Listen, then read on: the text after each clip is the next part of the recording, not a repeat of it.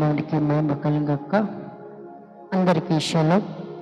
ఈ ఉదయం సమాధానకరమైన ఆశీర్వాదపు వాక్యం మన పరిశుద్ధ గ్రంథం నుంచి వెళ్ళి యోవేలు గ్రంథము 2వ అధ్యాయము 28వ లేఖనం. చూడండి బిడ్డలారా,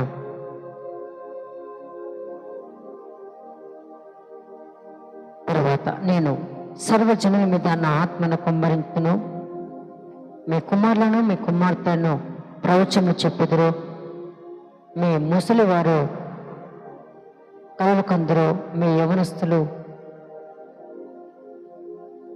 దర్శనము చూచెదరు. చూడదు బిడ్డలారా, నేను సర్వజనుల మీద నా ఆత్మను కుమ్మరించును.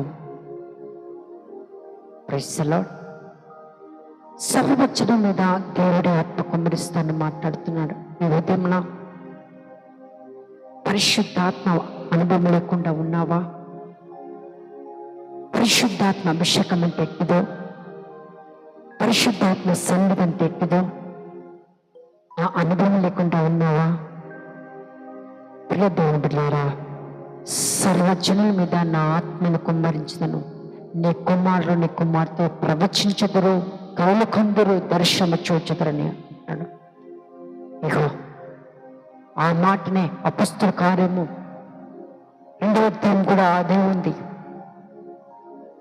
ప్రియ దేవుని బిడ్డలారా, రోజు నువ్వు దేవుడి ఆత్మతో నింపబడాలి. ఆత్మ లేని వాడు నా వాడు కాదంటున్నాడు. రోజు పరిశుద్ధాత్మ అనే అభిషేకం నీలో ఉండాలి. పెంతెకోస్తు అనుభవము, మేడగది అనుభవము, పరిశుద్ధాత్మ నింపుదల. యేసుక్రీస్తు వారు చనిపోయి తిరిగి లేచి ఆరోహణ వెళ్ళి అంటున్నాడు, నేను వెళ్ళి నీకు ఒక ఆదరణకర్తను పంపిస్తాడు. ఈరోజు ఎంతమంది అయితే ఏ అభిషేకం అనుభూతి లేకుండా, ఆత్మ సన్నిధి అనుభవం లేకుండా బిడ్డారా, ప్రభు ఉదయంతో మాట్లాడుతున్నాడు. సర్వజనుల మీద నా ఆత్మను కుమ్మరించదును, నా ఆత్మను కుమ్మరించదును. ఈరోజు నువ్వు పరిశుద్ధాత్మ చేత నింపబడాలి. నువ్వు బాప్తిసం తీసుకున్న వెంటనే, యేసుక్రీస్తు ప్రభు బాప్తిసం తీసుకున్న వెంటనే, ఇతను నా ప్రియకుమారుడు, నేను ఆనందిస్తున్నాను ఒక పరిశుద్ధ ప్రావరం ఏ విధంగా వచ్చిందో, ఈరోజు నీవు కూడా అదే అభిషేకం చేత, అదే ఆత్మ చేత నింపబడి దర్శనములు, కళ్ళు, ప్రవచనాలు చెప్పాలి, దర్శనం చూడాలి, జరుగుతున్నాయి, జరగబోయి ప్రతిదీ దేవుడు నీకు తెలియచేయాలంటే నువ్వు ఆత్మ చేత నింపబడాలి. బిడ్డా, పరిశుద్ధాత్మ అనుభవం నీకు, సావాసం నీకు లేదా? ఆ పరిశుద్ధాత్మ అభిషేకం ఎట్టిదో నీకు తెలియట్లేదా? ఇవి ప్రభు నేను అభిషేకించడానికి రెడీగా ఉన్నాడు, నా ఆత్మను కుమ్మరిస్తానంటున్నాడు. ఈరోజు చాలా మంది జనాలు దేవుని ఆత్మ దగ్గర పొందుకోవడానికి ఇబ్బంది పడుతున్నారు. దేవుడి వైపు వస్తే నాకున్న సమస్త మర్చిపోవాలి, విడిచిపెట్టాలి. దేవుని ఆత్మను పొందకుండా భక్తిహీనతలో జీవిస్తున్న ప్రజలు ఎంతో మంది. దేవుని ఆత్మను పొందకుండా దైవం ఆత్మను పొందుకొని ఇదే పరిశుద్ధ ఆత్మని అంటూ ఇష్టానుసారంగా ప్రజలు మారిపోయారు బిడ్డారా. కానీ ప్రభు ఈరోజు ఉదయకాల సమయంలో మాట్లాడుతున్నాడు, నా ఆత్మ సకల జనుల మీద నా ఆత్మను కుమ్మరించదను. అక్కడేమో అంత దినములందు నా ఆత్మను కుమ్మరిస్తారని అపొస్తలుల కార్యం అంటున్నాడు. ఇక్కడేమో సర్వజనులందు నా ఆత్మను కుమ్మరిస్తాను. నిజంగా పరిశుద్ధాత్మ నీకు కావాలా? ఆయన కుమ్మరించడానికి, తైలాభిషేకంతో నింపడానికి ఆయన సిద్ధంగా ఉన్నాడు. ఉదయమునే తెల్లవారుజామున 3 గంటలకు లేచి, ప్రభువా నీ సన్నిధి, నీ ప్రసన్నత, ఈ అభిషేకం నాకు కావాలంటే చాలు, తన దూతల ద్వారా దేవుడే నిన్ను తైలాభిషేకంతో అభిషేకిస్తా.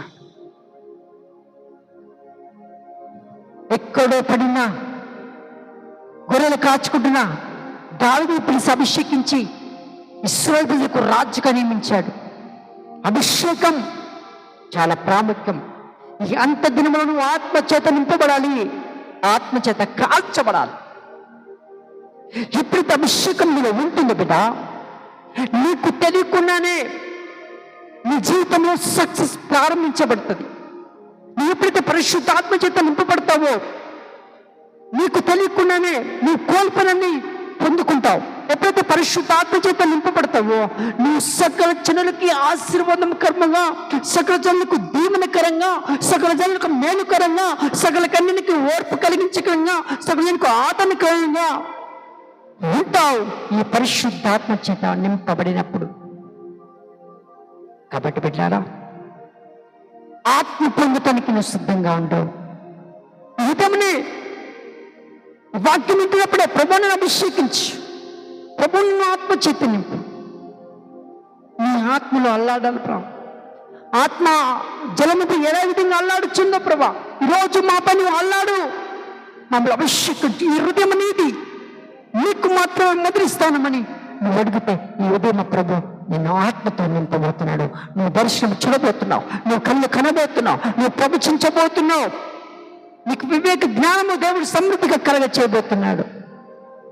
కాబట్టి బిడ్డ, ప్రభు ఆత్మ పొందుకుని సిద్ధంగా అంటే దేవుడు యొక్క మేలు పొందుదుగాక. మీ గాడ్ బ్లెస్.